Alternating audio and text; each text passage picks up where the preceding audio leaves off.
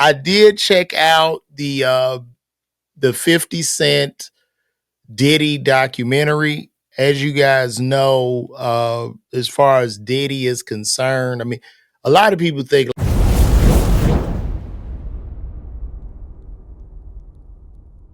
what up, what up, what up? Welcome back to the greatest show on earth.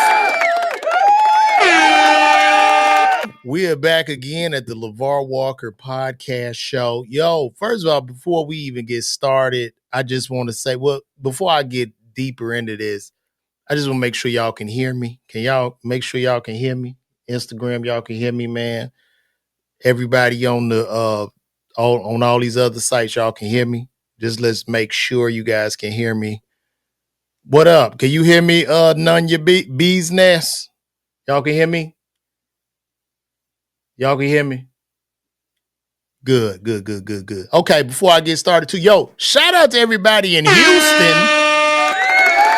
Houston, man, y'all been buying these tickets, man. Shout out to Houston, man. I'm on my way to Houston. I'm gonna be at the Punchline Comedy Club December 14th. And Houston has been buying those tickets. I still got some tickets left, man. Don't miss out on this show, December 14th. You can get those tickets right here. If you can use your phone and just hit that QR code. It'll send you right to the link to buy those tickets. And we're gonna begin this show, man. So I did check out the 50 Cent Diddy documentary. As you guys know, as far as Diddy is concerned, I mean, a lot of people think like, LeVar, do you hit your wife and are you nasty? No, it is nothing about that. Like my stance on Diddy, it was just me watching the laws be administered in this case, and the man just shouldn't be in jail based on the law and federal guidelines. He should not be in jail or doing the 5 years for a man law violation. That was my only stance. Now, as far as this Diddy documentary is concerned, I watched it. As y'all know, it's produced by 50 Cent, which was a little like, damn, I mean, you want to kick a man while he's down and shit. I mean, it's kind of nasty. And it's nasty because 50 and Diddy are kind of the same ilk when you think about just like music moguls and stuff like that. So, with 50 doing this is interesting because he could have people come out with allegations about him and karma could possibly come back. Who knows? But in watching this documentary, it was just more of the same, right? So, like, they've done 30 documentaries. We watched an extensive court case. In this documentary, there are people, and I don't think it's bad. It's bad. I was trying to maybe think it was somewhat balanced. It's balanced in the sense because I'm surprised he didn't put Big Gene Deal ass on there. I was expecting to see Big Gene Deal. He didn't have him. Uh, and if you've seen the documentary, if you haven't seen, there's gonna be a lot of spoiler alerts in this. So the documentary, it starts out. It shows this young man who he lost his father at a very early age. His mama worked 3, 4 jobs. She was hustling, probably knew some street dudes, whatever. She was getting, Mama Combs was getting money, kept him fly. Uh, Mama Combs had parties. You know what I mean? A lot of people be at the party. She was just fly. She was fly in New York, fly on that Harlem shit, whatever. And you watch Diddy being super ambitious grow into a mogul, right? He busted his ass. You see in a documentary where he was washing Andre Harrell's car, going to get him coffee, putting Armor All on tight, doing whatever the hell he had to do. Also being so young, he had a vision to help artists, to help break the artists, not to say he put the talent in them, but to help break the artists. And, growing up, Jodeci was fond of me, I didn't say fine, I mean fond. I was fond of Jodeci, Biggie Smalls, he wrote a lot of hip hop in regards to this. And it's basically just a man who came into a lot of power, a lot of money and began to abuse people. Now, the part where I lack empathy for these people is because I'm an entertainer myself. If this is your first time seeing me, I'm a comedian. You know what I mean? So, and in comedy and behind the scenes, there are a lot of people that are willing to do whatever to get on. There are a lot of people that lack integrity. There are a lot of people that lack morals. There are a lot of people in this business that will shove their heads deep in a celebrity's ass and take pictures with celebrities and do all this shit and run around and chase up after the celebrity.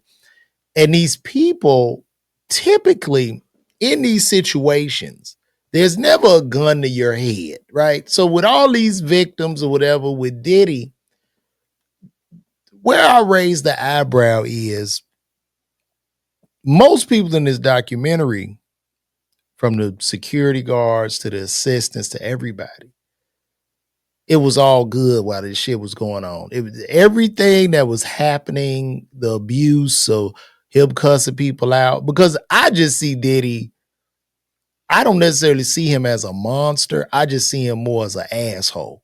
And I'm the type of dude that's like, you not about to shit on me. You not going to disrespect me. I'm just going to leave. I'm not going to sit up here and be humiliated because these people, they were accepting this treatment. Why? Because nigga, you wanted a check. You wanted to be on that private jet. You wanted access. So you took the check. You turned a blind eye. Whatever you saw him doing, you turned a blind eye. And and this whole thing, now I'm not saying he's a nice guy. He's an asshole. The guy just a mean, shrewd, asshole businessman that's very, very ambitious, right?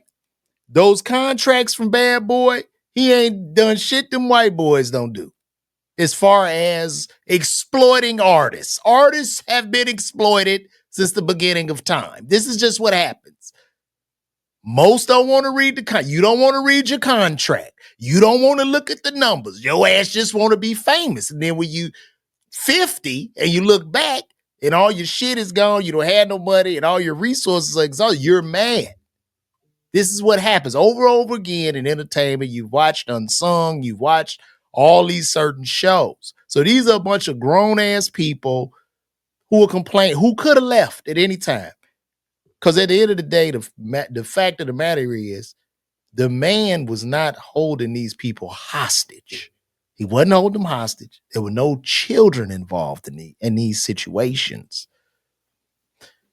Where I really raised the eyebrow, if you watch this documentary, what I really raised the eyebrow, if you watched Aubrey O'Day, I watched Aubrey O'Day in this documentary, and she said she received a letter from somebody who said they walked in on Aubrey O'Day where Diddy was penetrating her, and there was another light-skinned man, in her mouth or whatever. And in the letter, the person said she looked inebriated. Aubrey O'Day said, well, I never drank. I never took a pill. I never did nothing. And she goes, did this happen to me? Now, when I think about this, I'm like, what? So you could go up to literally anybody. You can look at anybody and say, hey, I saw you. You don't remember? You was in the room and you was being assaulted by Diddy. It just, certain things just doesn't make sense. They had one lady in the beginning who said that he was going around with a tape showing them having sex or whatever. And what I even find ironic is, with everything in this documentary,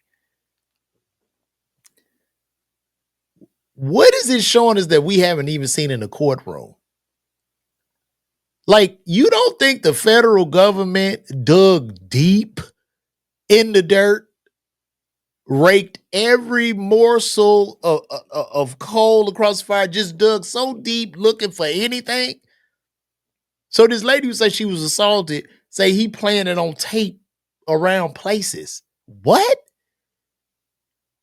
So you assault? So basically, she's saying he assaulted her, and he was going to parties playing it on the projectors.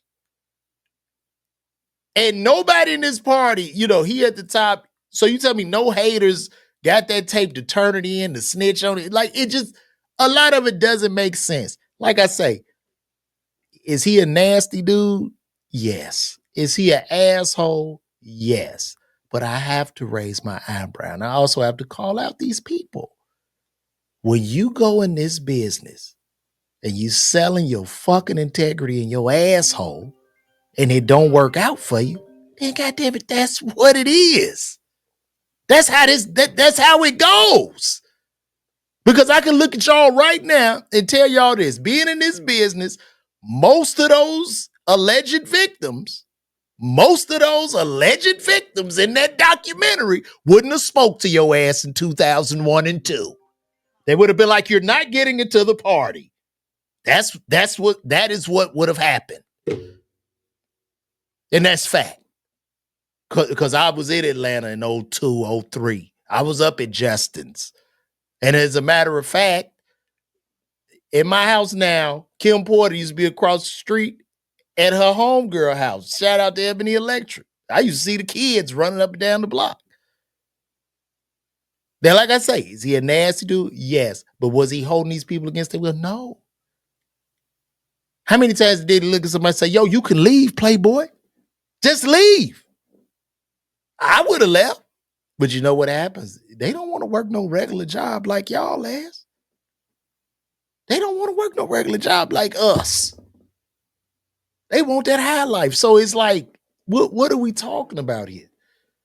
What are we talking about? And I mean, it's just, and then you go deep in the documentary, they're literally trying to pin, they trying to put the death of Tupac on the man. Now, look, I don't know, you know what I mean? It looks interesting, but he got a lot of powers against him because they really trying to nail his coffin shut. And it looks like, is it a possibility if he gets out, like they are going to like bring him into questioning for the deletion of Tupac? It's insane. I guess this will just be a whole train wreck where they could eventually give him life for Tupac and just use Keefe D or something. It's insane. They clearly want to break the man. And then I'm guessing 50 Cent is pissed off in regards to his baby moms. And I do think, like, if your baby mom's, was a victim in this, and she's the Jane Doe, and this is the mother of your son, not to say that I don't know how much he cares about the boy because he don't care about the other boy, but if that's the mother of your son, wouldn't that be a little bit of bias in there? Right? Man, like I say, he a nasty dude. He, in the thing, it showed how Diddy wants your woman. You know what I mean? This is what they do in the industry. They all want each other's woman. That's why you see them with the same woman over and over again. They all date the same person. The people in the business it's just a pool. It'd be like 10 women. They all want them. I know he with Pac girl, Sarah Chapman. He took Al B. Sure old lady. Well, he didn't even take Al B. Sure old lady. It seemed like Kim was there, had the baby. Al B. Sure, the first light skinned dude. He on the bras, he on the hoes. And he running around, and old Diddy, who the intern, got with her and then surpassed him. So it's just a lot, man. It's a lot. You know what I mean? Is the man on drugs? Yes. When I looked at the documentary, what was even more interesting, his eyes. Did you look at his eye? His eyes were black.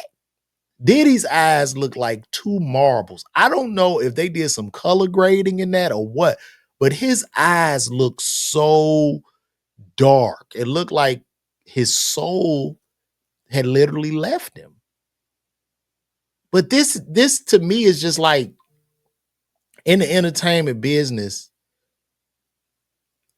nothing. It's all fake, bro. It's all fake. None of the relationships are real. Cause I don't, other than the baby mama, you would think like Diddy was the dude that shot 59 times.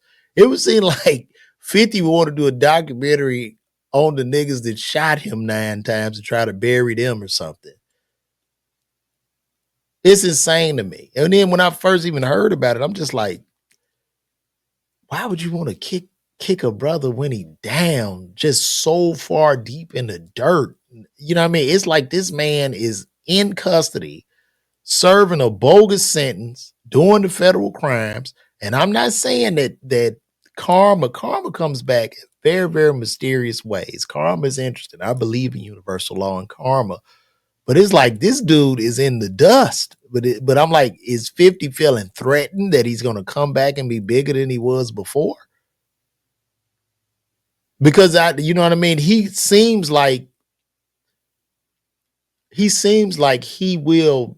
a state of redemption, like he'll forgive himself. And even when I look at it like, damn, the footage from the documentary of him preparing to go to jail and making the calls and riding through New York.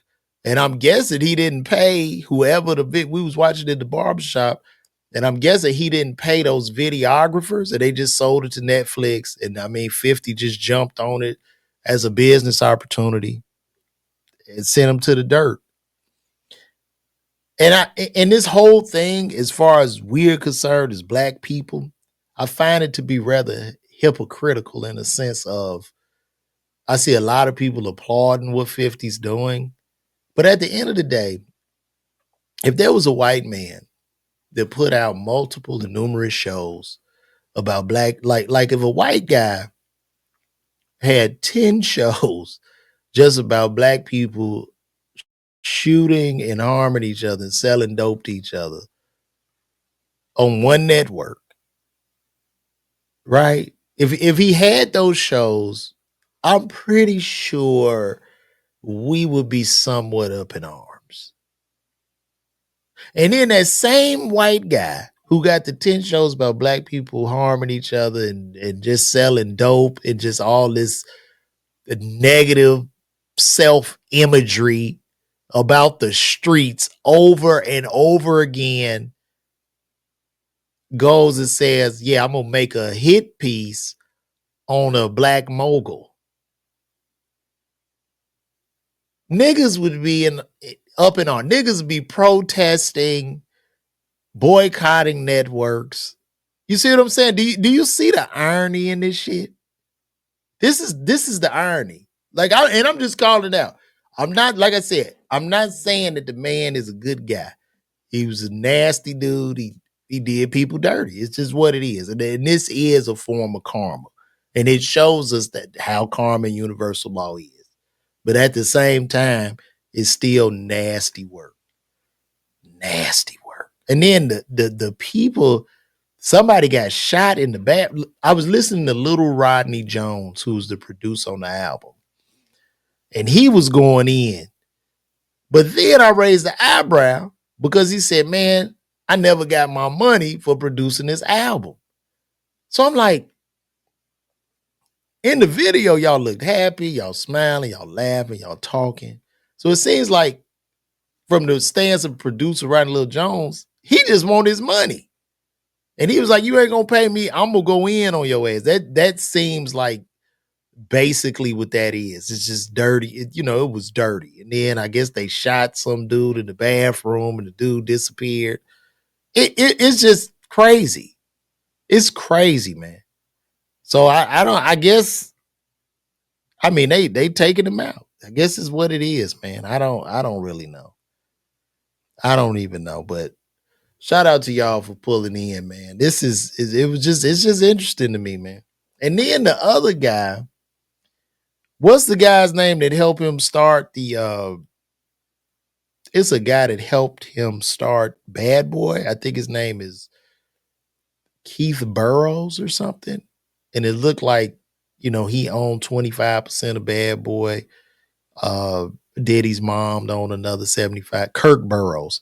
Diddy's mom owned the other 75% because he didn't want it in his name. Then he got the bodies on him from that party he threw with the people trampled out or whatever. He said that Diddy like sexually assaulted him. Now, I could be wrong, but as a grown ass man, bro, if I'm working for another man and the man starts to make sexual advances or do certain stuff, it's going to be a real big problem. And I'm getting the fuck out of there. So for these people, I have some empathy, but then I don't because it's like sometimes you have to walk away. So the lesson in this shit, don't let your dreams make you don't let your dreams make you throw your integrity and pride and morals away. You know what I'm saying? Because you got to live with yourself every day. I think that's a big, important part of this. You know, when I see all these people and all this, it's crazy. Because, like I said, as this stuff was going on, all these people in these documentaries were okay with it as long as the checks were flowing. And that's just fact. And even they talked to some jurors in there. The little Indian man said, "You could not have it both. You could not want the luxury life. You could leave. You know, is it the luxury life or you stay there?" You know, they didn't convict him. They didn't convict him on nothing. He, like I say, the man is an ass. He just an asshole. He's a nasty dude. He's done a lot of dirt, a lot of wrong. But from the legal standpoint, when you're just looking at the case objectively, he shouldn't have got the time. That's why he was even filming that documentary.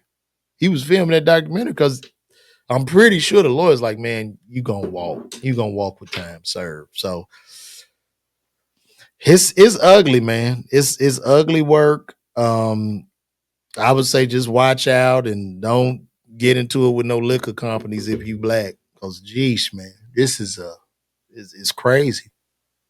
It's crazy. Mm-hmm. Spicy 1811. I don't have any empathy for them that was there, wanted to be there, stayed around. Exactly, man. You say I'm a bust down for Diddy.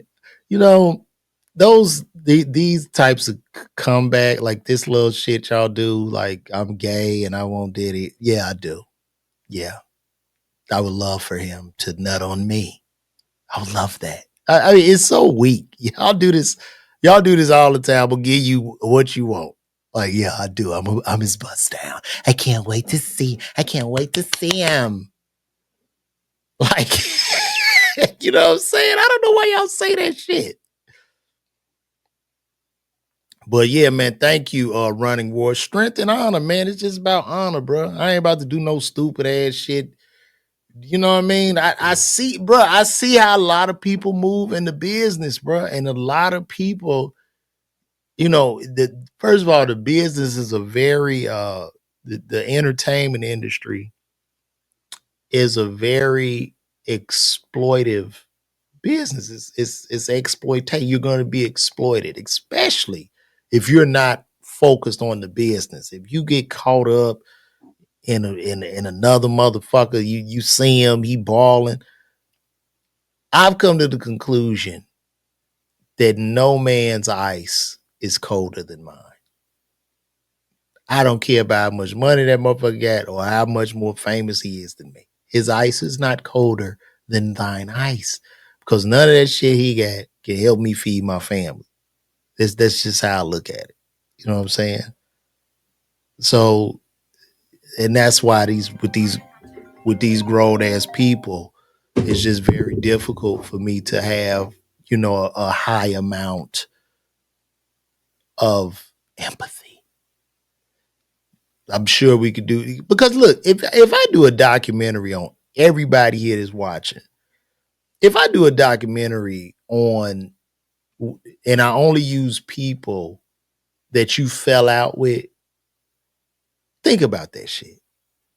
If I just get a bunch of people you fell out with, people that don't like you, people that you might owe money to, or just people that just don't like your ass, what are these people going to say?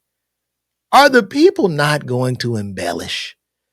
Right? And it's like, this documentary is putting this nigga back on trial again after being convicted. He's gone through hell and back, been convicted, and they retried him. This is like the 4th or 5th documentary. And it's done by another brother, by his own kind. His own kind. Sold him off. And the white boys go get paid off this shit. But y'all don't, like, I don't know if y'all don't see that. That's really the biggest picture, but like, what the fuck, man? And if Diddy take care of 50 baby mama, he paying her rent, it seemed like 50 would be happy because I guess 50 ain't want to give her ass no money. So it seemed like you'd be happy. Your baby mama put up, you know what I mean? Got a $10,000 a month crib. Like, I would guess, but I guess not. You know what I mean? So it's just weird, bro. It's just weird. I see you coming you just got tickets. What can you, man, y'all going to expect the truth. You're going to expect funny. You're going to expect real jokes. And I'm going to tell y'all this before any of you, because I appreciate you. Thank you. Number one, thank you for getting those tickets, bro. But 2, go check me out on YouTube, because you on YouTube. So look at some of them sets. I do real stand-up, real comedy, and you'll enjoy it. I'm gonna give it to you. I'm gonna kick me some ass. All right. So I appreciate you getting those tickets, man. Appreciate you. Shout out to Flight Dreams. Appreciate you, bro. I'm glad you enjoying the stand-ups, man. I appreciate that. You said Puff should have properly paid his artists, employees, and partners. I agree, bro. I agree, but in the entertainment business, and this is anybody, maybe there are some aspiring entertainers or people that are in the business. I'm going to tell you this. In the game, whenever you taken advantage of, never look at it as a loss, but a lesson, and say never again. So a lot of people can come in the game green. You're going to get taken advantage of. You're going to pay a little bit of tuition. Now, when you pay that tuition, you got 2 choices. You either go be mad, bitter, not look over the rest of your contracts and get kicked in the ass your whole career, wake up with nothing, or you're going to be like, I got to be a better business person. Because now with the artificial intelligence, the technology, you can't just be an artist. You have to be an entrepreneur. You can't even look at this shit like, yeah, it's art, but you have to be the entrepreneur with the art, with pushing whatever it is you're doing and counting and keeping an account and a tight eye on everything that's going on. Because if you want somebody to hold your hand, those people that hold your hand are typically there to rob you. That's what they're going to do. Yeah, I take care of that. And you getting charged, and they renting out studios, they running the shell game. But that's the whole that has been the music business forever. It's always been like that. Forever. But it's up to artists to be independent. Because once you get the check, once I give you $1 million advance, hey man, I need to make 10 million back before you see a dime.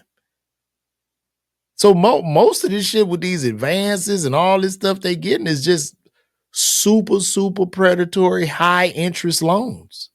And not just loans, but loans that give them ownership and partnership into everything you're doing. So you gotta like be a better business person too. You know what I mean? But yeah, he messed these people over. Yes, he did. He absolutely did. Absolutely. But you know, you got to look at 50's do you think 50's contracts was any better? Young Buck, where's Young Buck? Bankrupt, broke, like Lloyd Banks, where these people at? Like, what do you, I mean, I don't, people think that this business, somebody go give you something. No, you got to crawl, you got to fight and get everything. You have to generate all this yourself. People just take advantage of you in this business, man. That's what happens, man. How many documentaries have 50 done? I hope his first is to tear black men down. I don't really know how many documentaries that he's done. You know, a good Epstein documentary by him would have been great, I would think. But, you know, who am I? You know what I'm saying? That would have been a great documentary. I would love to see that by him, but it's just what it is. And I mean, it's going crazy because 50 is a part of it. So, yeah, you know, he got Netflix jumping. You know what I'm saying? But before I keep going, listen, guys, get those tickets. You get it right there. Hit that QR code and shout out again to everybody in Houston, I am on the way, guys. We're gonna have a good time, man. Diddy was thinking he owned the world. He didn't have respect for anyone. Sleeping with others, girlfriends, or baby mamas is not cool. You know, Mohammed, let me tell you something, bro. No man, the man don't bang the woman. The woman bangs the man. Okay? Men give access to relationships. Women give access to sex. And that's their body and their choice. Okay? So the women slept with him. You see what I'm saying? It's just what it is, man. All right. Well, cool. I mean, that's what you're saying, but I would have to hear Lloyd Banks and them say that. I don't know. I'm not saying he didn't. I'm not saying he did or he didn't, but I would love to hear from them. Who knows? Do they have a publishing? Do they get, you know what I mean?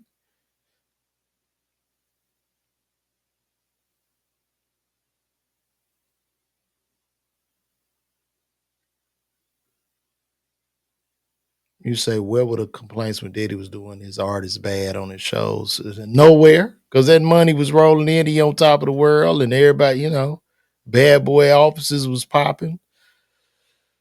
But anyway, it's a new day. Music business is pretty much dead. You know what I mean? Like that whole golden era of hip hop where you had the big moguls and your Birdmans, your Diddies, your Suge Knights, you know, the heads of these independent labels. It's over with now. So a lot of people were complaining because they're doing these AI artists.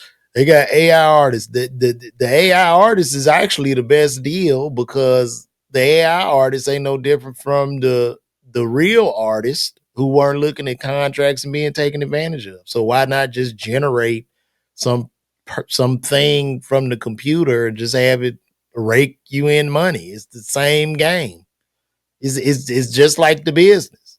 They find somebody and they just want them to rake in the bread, you know? So it's just what it is, man. Bella say we so obsessed we didn't know. Bella, this is what the world has stopped to watch. This is what everybody talking about, Bella. And I'm just trying to call a spade in regards to, you know, the documentary. That's all. It was just an interest. It was just really on my heart to talk about it. So, but guys, I'm gonna get out of here. This is it. Shout out to everybody over here on the gram. I see you, Mike. Shout out to Mike. Mike Sales over there in Huntsville. If you need your wig done, go see him. Check him out on stage. Also, Bella, the reason Ron Isley heard footsteps. Thank you for the salute, bro. But I just wanted to come in here and talk, man. Once again, we 11 days away from Houston. It's going down. We're going to have a good time, guys. Peace, love, and blessings, man. Y'all call me. More, I'm going to have more content coming out. The past couple days, And I want to talk to y'all about this too. So the past couple of days, I hadn't done anything because I was trying to put up a ceiling fan in my house. I've put up 3 other fans in my house, but this particular ceiling fan, because these newer fans, you get the ceiling fan, you get a little receiver that goes inside the housing of the ceiling fan. So I bought a ceiling fan. I I put it up, did all my wiring and all that stuff. Turned the fan on, nothing. So now, and listen, what I do to like a home project, I ain't tripping because I learned from failure. So it didn't come on. So now I had to get my multimeter. I'm checking the wires, making sure the power going. Couldn't find a problem. End up taking the fan back down. I got stuff everywhere in my bedroom. Took the fan back down. Took it back to Home Depot. Got a refund for that fan. Then they didn't have that fan in stock no more. So I went to another Home Depot, got another fan that cost me $30 more. Bring that fan back. Start putting it up, getting it together, doing everything. Hung the fan, nothing. Because I tried to check if I put the blades on. I'm getting nothing. I'm like, oh my God. So now I'm checking with the multimeter, checking the wiring. Went up in my attic thinking it's a GFCI switch for a ceiling fan. Learned that GFCI switches won't be on ceiling fans, whatever. So I'm checking everything. Nothing. Call my homie that hang fans and do the TVs. He's like, man, I'll come over there. I'm like, all right, cool. But I couldn't sleep because I couldn't go to sleep without putting this ceiling fan up. My wife waiting up late. She got to go to bed. She was being patient. So I'm still running around, talk to the electrician for about an hour. Electrician telling me all kind of shit I ain't never heard of before, telling me to check this, check that. I'm back and forth to Lowe's, getting different wire connectors. I did all of this shit only to find out. No, the light switch, everything was on. Where I messed up at was with the receiver. And I'm gonna tell y'all this: if you're putting up a ceiling fan, you have to pay attention to the wiring schematics. Because I just opened the box up, had the receiver. The receiver had two. It had a black and a white wire coming out of one side, and on the other side, it had a black, a white, and a blue wire coming out. So I just hooked randomly the white wire, the white wire, and I crisscrossed it. It wasn't done with the schematics. So I sat down, followed the schematics, fan came on, boom, I'm back popping. So I figured it out.